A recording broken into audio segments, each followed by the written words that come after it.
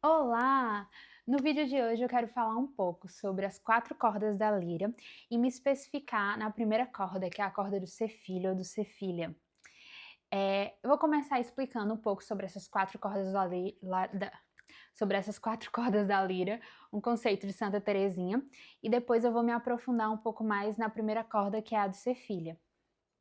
Então, as 4 cordas da lira é como se fosse esse conceito de Santa Teresinha que vai dividindo a alma humana, digamos, para que eu possa explicar de forma um pouco mais pedagógica, divide essa alma humana em 4 partes, em quatro, como se fossem funções que o ser humano tem diante da sua vida, que é o ser filha, ser irmã, ser esposa e ser mãe. Isso também compete aos homens, né? Ser filho, ser irmão, ser esposo e ser pai. E eu acredito que vivendo bem as cordas da lira nessa ordem, a gente consegue passar pela vida de forma um pouco mais tranquila. Claro que não totalmente tranquila e não totalmente sem sofrimentos, porque isso não existe. Cada corda, para ser amadurecida, pede de nós uma gama de realidades que a gente vai vivendo, e cada pessoa vive de forma específica essas realidades na sua vida, né? Mas que são exigidas de nós, para que a gente também amadureça diante dessas cordas. A primeira corda é a corda de ser filha, em que assim que a gente nasce, a gente já tem essa corda, né? Que a gente tem as 4 cordas, na verdade, mas a questão é que a gente vai, ao longo da nossa vida, a gente busca afinar essas cordas para que toque a melhor melodia para que Deus possa ouvi-la, né? Não só Deus, mas os homens, as pessoas ao nosso redor possam também ouvir a mais bela melodia que a nossa vida vai tocar. Então, nessa corda de ser filha, a gente já nasce sendo filha de fulana com Beltrano. E e por causa disso, a gente já tem essa nossa filiação biológica. E quando nos batizamos, recebemos essa filiação divina também, nos tornamos filhos de Deus, filhas de Deus. Então, dentro dessa dimensão da filiação, foi aquilo que Deus me fez refletir um pouco mais na minha oração de hoje. Quando eu terminar essa explicação, eu vou me aprofundar um pouco mais nessa primeira corda, certo? Depois, em um segundo momento, a gente pode receber a graça de sermos irmãos biológicos de alguém, né? Talvez se você é o segundo, terceiro, quarto filho na sua família, você já nasce com as 2 cordas sendo tocadas, digamos.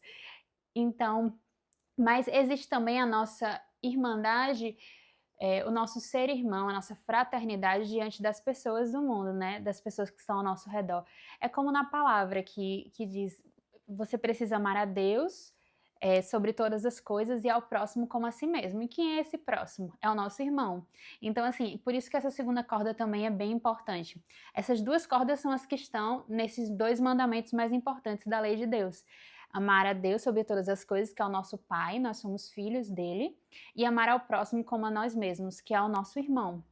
Então, nessas 2 primeiras cordas já compete todos os mandamentos. Se a gente viver isso, se a gente viver bem essas 2 cordas, a gente já vai estar vivendo tudo que Deus quer para nós, né? Só que existem também a terceira e a quarta cordas, as quartas cordas, que são o ser esposo e o ser mãe. Essas cordas são vividas de forma biológica, digamos, por nós, diante dos casados, né, daqueles que são chamados a viver o sacramento do matrimônio de forma propriamente dita. Então, eles são chamados a ser esposos, esposas e a ser pai e mãe.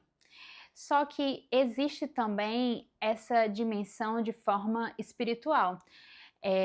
Os celibatários, de forma muito especial, são chamados a viver essa responsabilidade da alma com Jesus. Então, eles são esposos de Jesus, de certa forma.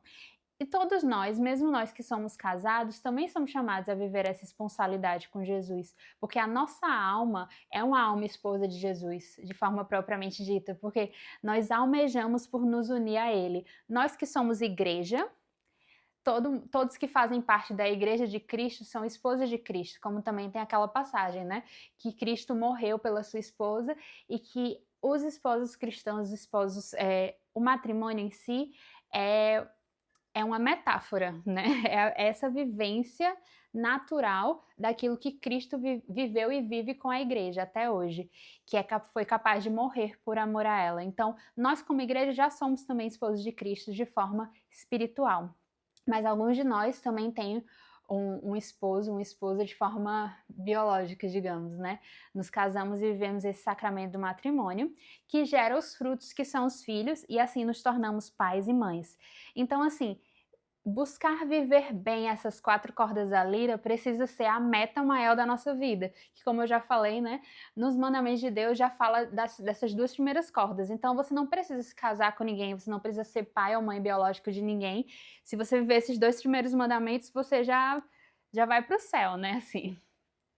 Mas existe também a maternidade e a paternidade espirituais, né? Que a biológica a gente já sabe como é, mas é espiritual mesmo, em que você pode, ajudando as pessoas a viver um caminho para Deus, a viver um caminho de fé, você se torna esse pai e essa mãe espiritual dessas pessoas, né?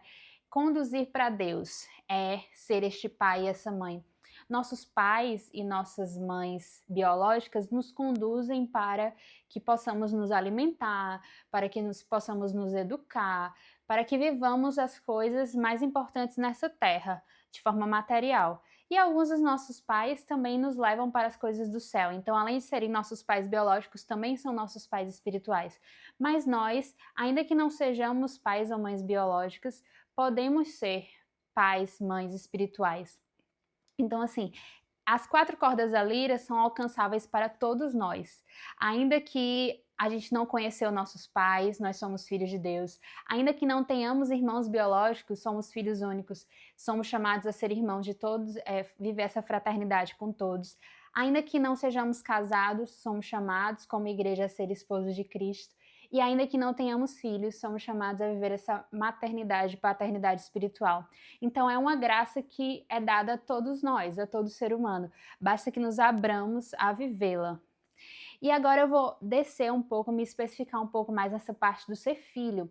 E como eu disse, é a primeira corda. E que se você busca viver essa primeira corda de forma ordenada, ou seja, se você vive uma ordenação, tanto na sua vivência da filiação divina, como filho de Deus, quanto na sua vivência com relação aos seus pais, buscando viver um bom relacionamento, buscando viver o perdão, caso seja preciso, buscando viver tudo da melhor forma possível, você já está a meio passo de andar também para ordenar essas outras cordas, né? Então, hoje eu estava lendo a passagem, o evangelho de hoje, e me chamou muita atenção sobre o que Cristo fala, quem são os filhos, né? E aí ele vai fazendo uma alusão à dimensão, à diferença entre ser filho e ser escravo. Que a gente pensa assim, meu Deus, o que é que tem a ver ser filho e ser escravo? Mas eu vou ler a passagem para vocês e vou fazer meio que uma Lexio Divina junto com vocês. O que é Lexio Divina? Lexio Divina é quando a gente faz uma leitura orante da palavra de Deus, em que existem 4 passos para viver essa Lexio Divina. A leitura, a meditação, a oração e a contemplação. E a gente pode adicionar até um 5º passo, que é a ação. Então, diante de tudo que a gente reza, diante de tudo que a gente vive, a oração não é algo assim, não é algo simplesmente que você vai ficar ali naquele momento em silêncio e pronto. Mas tem que gerar vida na sua vida, tem que gerar alguma ação, algum ato seu diante daquela vida de oração. E aí eu vou tentar fazer uma mini Lexio Divina aqui com vocês agora, a partir dessa palavra de hoje, certo? Está em João 8, 31. Jesus e Abraão. Disse então Jesus aos judeus que nele haviam crido: Se permanecerdes na minha palavra, sereis verdadeiramente meus discípulos, e conhecereis a verdade, e a verdade vos libertará. Responderam-lhe: Somos a descendência de Abraão, e jamais fomos escravos de alguém. Como pode dizer, tornar-vos-eis livres? Jesus lhes respondeu: em verdade vos digo, quem comete o pecado é escravo. Ora, o escravo não permanece sempre na casa, mas o filho aí permanece para sempre. Se, pois, o filho vos libertar, sereis realmente livres. Então, eu acho que nessa passagem a gente poderia até ler mais algumas vezes, caso você queira depois ler outras vezes essa passagem para poder entender melhor aquilo que cala no seu coração, né, diante do que Deus falou. Eu vou falar um pouco de como foi a minha oração, certo? Aqui ele fala de 2 pontos muito fortes, muito específicos: a dimensão da filiação e a dimensão da liberdade, porque quem é escravo, logo não é livre. Então ele quer dizer que os filhos são livres e os escravos não são livres. A gente sabe o que são escravos, são pessoas que não são livres. Então, essa escravidão que ele vai falando é a escravidão diante do pecado, né? Que quando nós pecamos, nós nos tornamos escravos do mal que há dentro de nós. Não é do mal simplesmente do demônio, do inimigo, do diabo. É do mal que existe dentro de nós, das concupiscências que habitam em nós. Então, nós nos deixamos escravizar por elas. E por isso nós já não temos essa dimensão. É como se a gente fosse filho de Deus, mas não agisse mais como filho de Deus, sabe? Então, aí ele fala: o escravo não permanece sempre na casa. Então, por exemplo, existe a igreja, que é a casa de Deus, a casa do Pai, a casa de Cristo, né? E a gente está ali dentro da igreja, está dentro da casa. Mas no momento que a gente escolhe por pecar, a gente sai da casa, ou seja, a gente não permanece na casa. Não é o Pai que nos expulsou daquela casa, mas nós é que escolhemos não permanecer naquela casa. Então, o escravo não permanece na casa, mas o filho é aquele que permanece na casa. Não é literalmente falando, por exemplo, quando a gente cresce, a gente sai da casa dos nossos pais, isso é normal, isso é comum, mas a gente está em comunhão. Então, esse permanecer na casa, a gente está em comunhão com Deus. A gente permanecer na casa, que é o ambiente, é o lar de Deus, a gente permanece em comunhão com Ele, quando a gente é filho. Então, viver bem essa filiação divina é estar em comunhão com Deus, é permanecer na casa de Deus.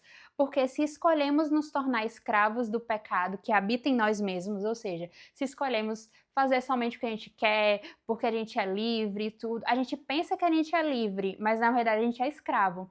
Então, vai mostrando essa liberdade que consiste em ser filho de Deus, em viver bem essa filiação divina, permanecer em comunhão, permanecer na casa de Deus, é verdadeiramente, de fato, ser livre.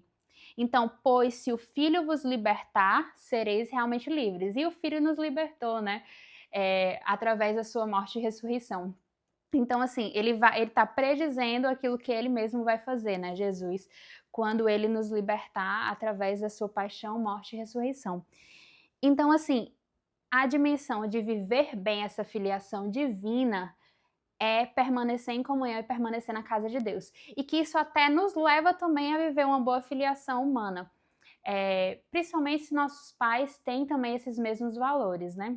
Mesmo que não tenha, a gente sabe que viver bem a filiação divina é aquilo que é o suprassumo da nossa existência, que é viver em comunhão com Deus, né? Se a gente conseguir fazer isso, e o segundo mandamento, que é amar ao próximo como a nós mesmos, a gente já vai ter afinado todas essas cordas da nossa lira para poder viver essa melhor melodia que a gente pode, tanto para Deus quanto para os homens, né?